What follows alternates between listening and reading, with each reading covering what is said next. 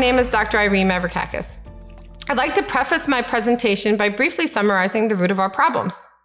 How do we discover the best information with which to guide our actions? How do we discover the best information with which to order mankind?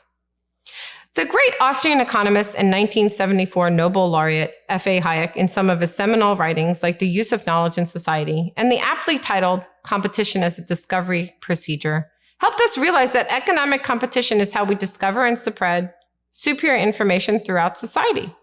It is the freedom of nearly 8 billion minds in their roles as consumers to freely trade their private property for what they calculate to be the best, which motivates companies to innovate and copy each other's innovations, information, and ideas, thus inadvertently turning the entire planet into a global supercomputer via the system of competitive knowledge and discovery.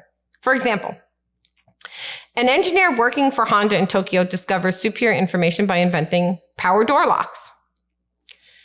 The freedom of customers to freely trade their wealth for the Honda power door locks motivates BMW, Ford, Toyota, and all the other competitors to copy the power door locks ideas, thus spreading superior information and subsequent order throughout society. Just like in the Olympics, we can discover the best athletes in the world due to global competition, so does having the freedom to trade with everyone in the world allow us to have the best ideas to compete and spread globally, thus ensuring the best possible global order. Via advertising, competitors are motivated to spread the potential usefulness and superiority of their products and ideas, and as well as pointing out the defects, inferiority of their competitors, thus accelerating the need to compete, copy, spread superior information and subsequent order. As cost-cutting ideas emerge and inevitably spread via competition, leading relative prices to continuously fall, new profitable ideas easily arise and once again spread via competition in an endless cycle of knowledge generation and innovation. For example, computers were once very expensive, but once the price of making them came down enough, people easily realized that everyone should have one and could have one. That gave birth to a computerized world and the internet and all the great things that flow from it. The more wealth is produced, the more wealth must be offered in exchange for labor as companies compete against each other by offering higher wages for the labor they need, which helps explain why the economic pie grows for everyone. Government or public sector orders lack incentives to innovate or copy existing innovations, since the wealth that sustains them comes from taxes and not by acting based on information superior to competitors.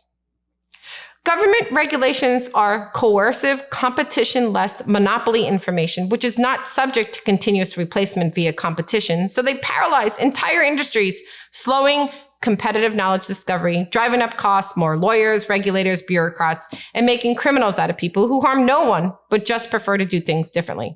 As this image above helps illustrate, this explains why increasingly regulated, paralyzed healthcare sector has grown from consuming 5% of the economy in 1960 to over 20% today, culminating in the current CovidMania tyranny.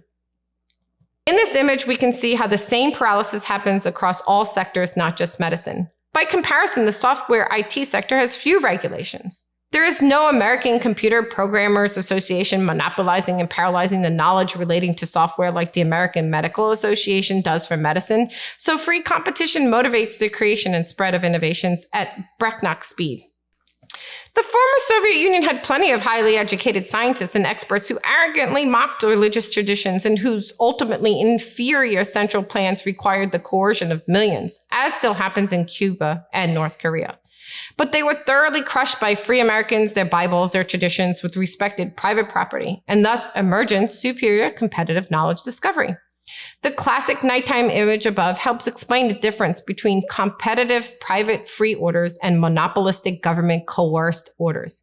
Keep your eye on how information arises and spreads via competition and continuously restructures the social order. Since the Soviet Union had no competitive knowledge discovery, it quickly got many experts coursing millions in various industries. The scientific monopoly expert or great leader was Trifon Lysenko. His competition-immune ideas relating to farming led to massive famines in the USSR and later the Great Chinese Famine, which claimed over 20 million lives. Being a favorite of Stalin and also on good terms with his successor, Nikita Khrushchev, it wasn't until Khrushchev's downfall in 1963 that Lysenko was thoroughly discredited. From his wiki, we read, In 1964, physicist Andrei Sakharov spoke out against Lysenko in the General Assembly of the Academy of Sciences of the USSR.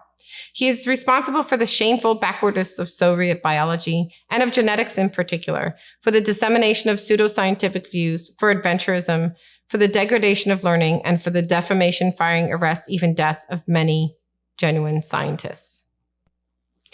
Having our own competition-immune top-down bureaucracies like the CDC, AMA, FDA, and NIAID, we too suffer from a massive lack of innovation in medicine and evolve our own Lysenkos, with Anthony Fauci being the perfect example.